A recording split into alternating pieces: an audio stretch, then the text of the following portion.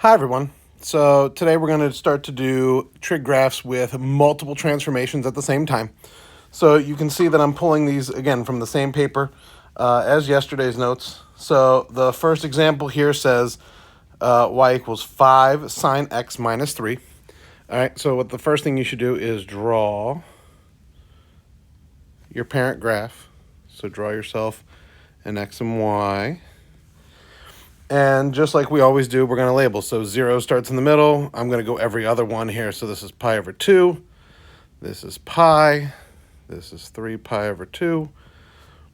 And this is 2 pi. Label your x-axis. And again, I'm going to count up, and it's going to be by ones.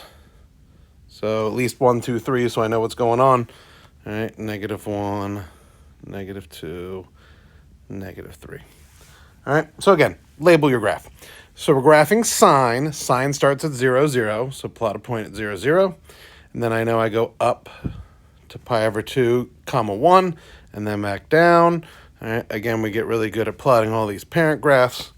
All right, and I can connect the original here and say, hey, there's the original parent graph of sine of x. All right, then we start to look at our values here. So that 5 out in front, that is an a value of 5. And then I look at the other value here. That is a d value because the x minus 3 is not in a set of parentheses. So that is a d value of -3. All right, so start with your amplitude. What I'm going to end up doing here is I'm going to have to move. All right, I'm going to add some values here on my y-axis because I see that it was a 5. I should have done that sooner. All right, so when I multiply, the a value of 5 means I multiply the y's by 5. So 0, 0 doesn't go anywhere. But that next point has a y value of 1. It's going to get quintupled up to 5. 0 again for a y value isn't going to move. This one goes down to -5. And then this one stays at 0. There's your a value. Now, that d value of -3 is going to move everything down by 3. So shift every one of the points I have in red down by 3. You get here, here, here. This one's going to move all the way down to there. Oops, one more down. I can't count. There we go. And because that's the last value, all right, this is my final graph there in that gold color. And again, label that as final just to help everybody out. And then you'll notice I already have the 4 things I want you to look at written over here on the side. So the 4 things we are looking for are domain, range, amplitude, and period. Well, that domain, it continues to be all real numbers for sine graphs. All right, there's no reason to not be able to plug in a value. That range, if I look at the y values, if I kept extending my graph, and I'll do that just to answer this question, this was -6, 7, and 8. All right, so my range, my lowest y value was down there at -8. The highest value was up at 2, so this is -8 to 2 with brackets around both because those points exist. All right, the amplitude. So what I'm going to do is it's not really an asymptote, but I'm going to draw it in. This is what I call the central line. All right, it goes through all my points that originally were at 0, 0. So that line right there happens to be y equals -3. Notice that that matches that d value right there. All right, but that kind of gives you an idea of, hey, that's where the graph is centered around. That's that center line. So to go from there up or there down helps you find the amplitude. So in either direction there, that is an amplitude of 5. And there was no b value. There is no change in that. So the period of this is going to remain 2 pi. All right. So that was an a and a d value. All right. As we scroll here, you're going to see the next one. All right. This one is, number 2 is y equals sine of, and then in brackets and parentheses, 3 times x minus pi over 3, close the parenthesis, close the bracket. All right, so for this one, you can see I already graphed the original parent graph of sine. It's the same one we did from number 1. All right, this one, the values that exist there are a b value, all right, a b value of 3, and a c value of pi over 3. Anytime we see b or c values, and in this case both, all right, we're going to use that inequality, all right, and we're going to set this up. So this original graph goes from 0 to 2 pi. All right, so all I'm going to do is create an inequality that says that value is in between 0 and 2 pi. Like so. I create a compound inequality. All right, now what I'm going to do, I'm going to solve for x. So the first thing I'm going to do is divide everything by 3. So if I divide everything by 3, that'll now get me an inequality of 0 is less than or equal to x minus pi over 3 less than or equal to 2/3 pi. And then I'm going to add pi over 3 to everything.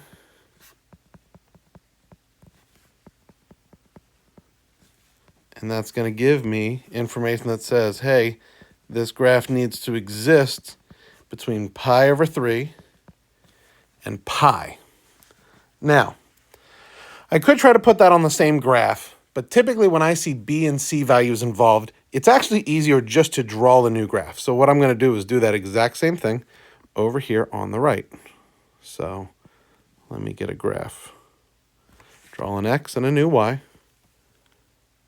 All right. So because it's between pi over 3 and pi, I know that's not going to include zeros. So then I'm going to put my first marking just out here, all right, and label that as pi over 3. When I look at my 5 points on my original graph, all right, I only normally label 4 because 0 is normally covered. Here, I'm going to need 5 values. And I know the leftmost value is pi over 3. I know the rightmost value is going to be at pi. So then I have to figure out what all my other values are. But what's halfway between 1 pi over 3 and pi? And you can think of this as 3 pi over 3 if it helps for a minute. Because what's the halfway point between 1 pi over 3 and 3 pi over 3? That would be 2 pi over 3. Well, then you have to ask yourself, well, what's halfway between 1 pi over 3 and 2 pi over 3 to get that middle, that second line there? And so what I like to do is, I know you're not going to want to say, hey, Mr. Snare, we can just average them together, which is what we could do. All right, that is one way to do it. What I like to do is turn them all into, okay, the denominators are 3 here. Turn them into 6. So this is 2 pi over 6. This is now 4 pi over 6. This is 6 pi over 6. It's going to help in a second. So what's halfway between 2 pi over 6 and 4 pi over 6? Well, that would be 3 pi over 6. That would be the middle number, but that reduces, so this is pi over 2. And then what's halfway between 4 pi over 6 and 6 pi over 6? Well, that's just 5 pi over 6. And now all of a sudden I have my 5 labels. And what that does is it takes care of the horizontal shrink, because instead of going from 0 to 2 pi, now I fit this in from pi over 3 to pi. I shrunk it in because it's a smaller graph, even though I'm not going to draw it that way. And I've also shifted it over. So that's taking care of both things. So when I go to graph my final answer here, I'm going to put the points in the exact same locations as I would have in the original. And I realize I should go back and label my y's just because I never did that. But those 5 points in red right there, that's it.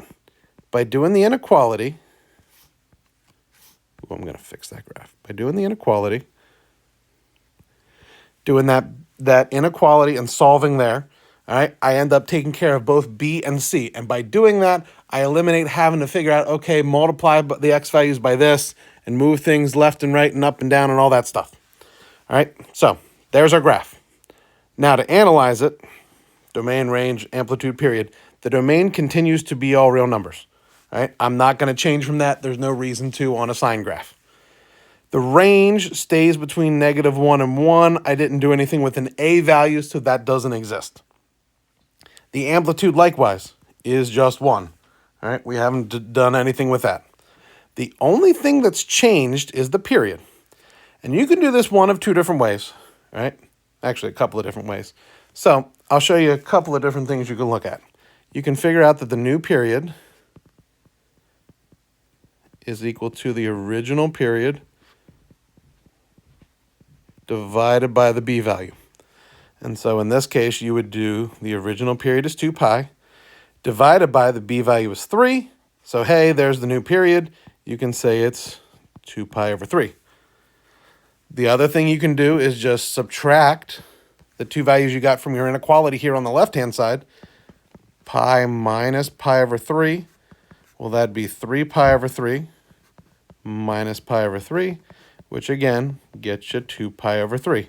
So one way or the other, you get your period is 2 pi over 3. So it is 3 times smaller than the original graph. But again, this takes care of all that without having to do any of the other stuff. All right?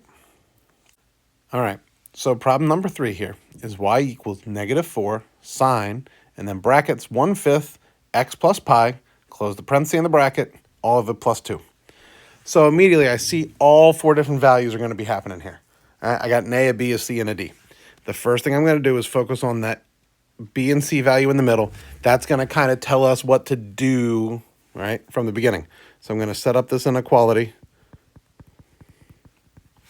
between 0 and 2 pi.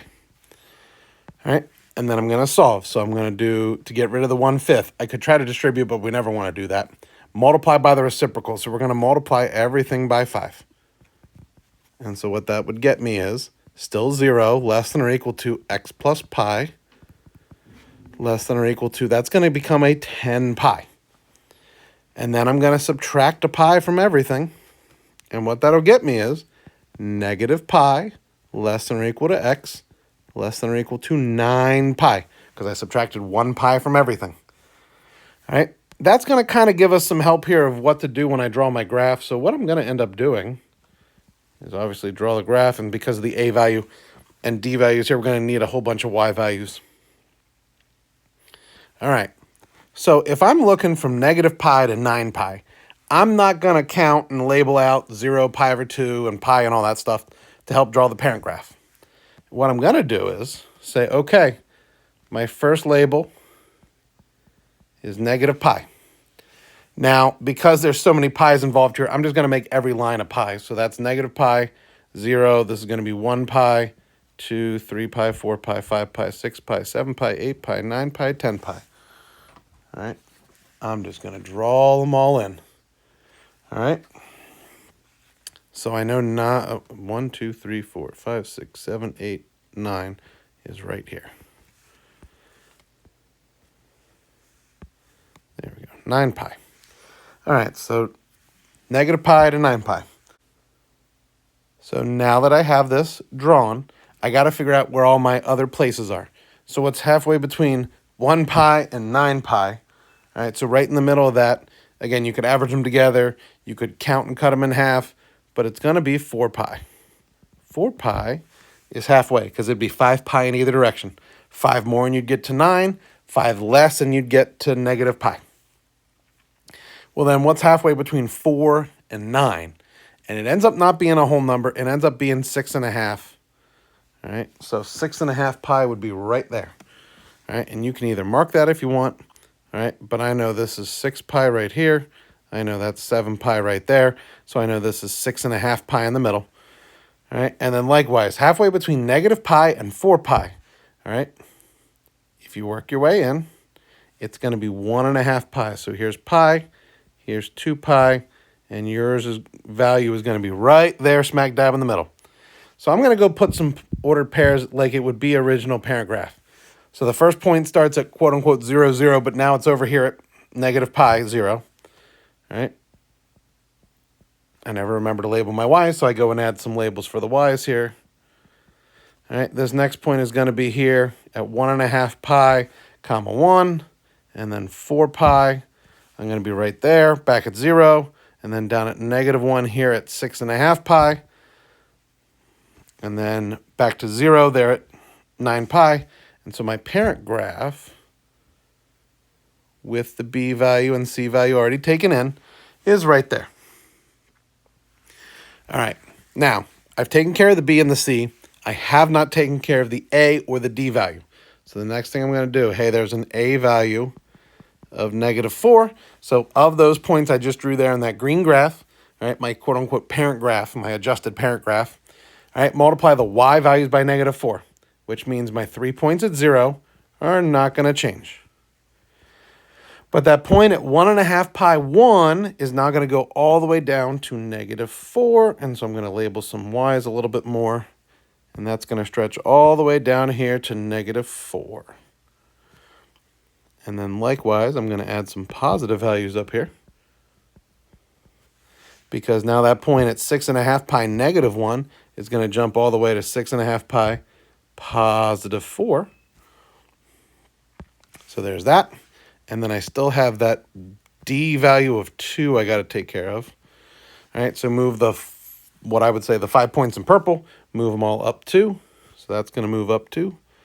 I'm going to need to add 2 more labels up here. So this is 5 and 6. Add 2 here, here, here, and here. And I'll get this graph right here. Hey, that's my final graph. All right, so the B and the C values need to happen first. It helps you set up where you're going to label the graph on the x-axis. This one's a little bit trickier because it's some slightly shifted off-center with the origin kind of in the middle type thing. All right, so you set that inequality up and you solve that first. That'll help you create the modified parent graph and then do the A and the D values like we did before. All right, and you'll get that final graph. All right, so answering some questions here. Domain, still all real numbers. Notice we're not worrying about that. Sine and cosine graphs, all real numbers no matter what you do. This range is from -2 up to +6. Right? If I draw in the line here, I'll do this in blue so you can see it separately. The middle line here is right here. All right, at y equals 2. That means going up or down in either direction is 4. All right, so I know my amplitude is 4. And then the period of this is 10 pi. The distance between -1 pi and a positive 10 pi, or sorry, from -1 pi to 9 pi is 10 pi in distance. All right, so I know that last one was tricky. All right, try a couple of the homework problems, see if it makes sense, and we'll go from there.